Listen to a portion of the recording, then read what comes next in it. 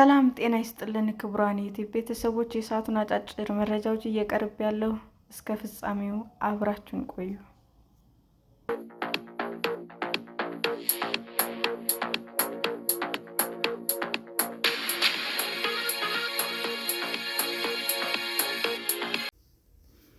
ወደ ኢሚሬቶች ይላከው የነበረው ስጋ ተቋርጦ ወደ ሳውዲ አረቢያ እየተላከ መሆኑ ተነገረ።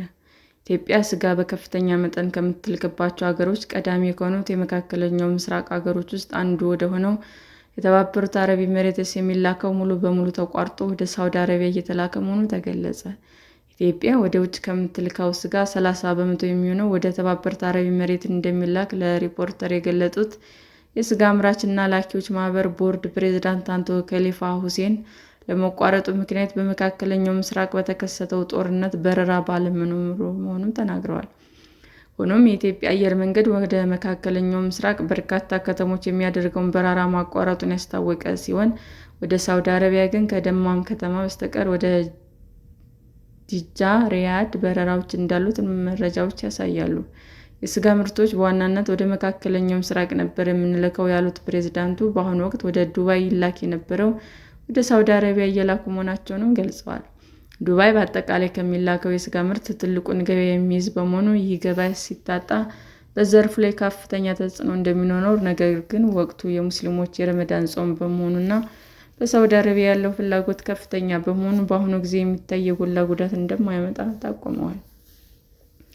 የሚላከው ትኩስ ስጋ በመሆኑ ችግሩ በተፈጠረበት የመጀመሪያ ቀን ወደ ዱባይ ለመላክ የታረዱ ስጋዎች ወደ ሳውዲ የሚላከው ልክን መጠኑ ዝቅተኛ ቢሆንም የተወሰነውን በአገር ውስጥ እንዲሸጥ አድርገናል ብለዋል። ትልቁ ጉዳት የሚያደርሰው ሁለቱም ገበያዎች ቢዘጉ እንደነበርና ከዚህ ቀደም በዚህ ወቅት ፍላጎት ከፍተኛ በመሆኑ ለሁለቱም ገበያ ለዱባይ፣ ለሳውዲ አረቢያ ለማሟላት እንቸገር ነበር ብለው፣ አሁን ግን የኢትዮጵያ አየር መንገድ ወደ ሳውዲ አረቢያ ሪያድ እና ጂዳ ከተሞች የሚያደርገውን በረራ እንዲጨምር በማድረግ እየተላከ እንደሆነም አስረድተዋል።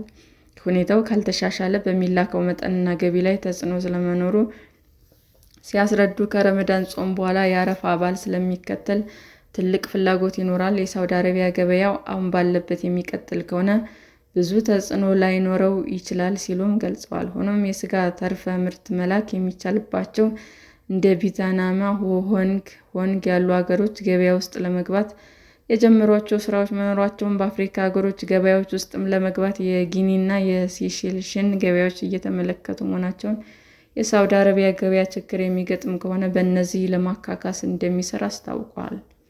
ከስጋ ምርት ኤክስፖርት በዓመት ከ100 እስከ 120 ሚሊዮን ዶላር ገቢ እንደሚገኝ የገለጹት ፕሬዝዳንቱ ባለፉት 7 ወራት 13 ሜትሪክ ቶን ስጋ ወደ ተባበሩት አረብ ኤሚሬትስ፣ ሳውዲ አረቢያ፣ ኦማን፣ ባህሬን፣ ኳታር፣ ጆርዳን መላኩንና 74 ሚሊዮን ዶላር ገቢ መገኘቱን፣ ይህም በቅድመ ከተያዘው 65 ሚሊዮን ዶላር ጋር ሲነጻጸር የ9 ሚሊዮን ዶላር ብልጫ አሳይቷል ብለዋል።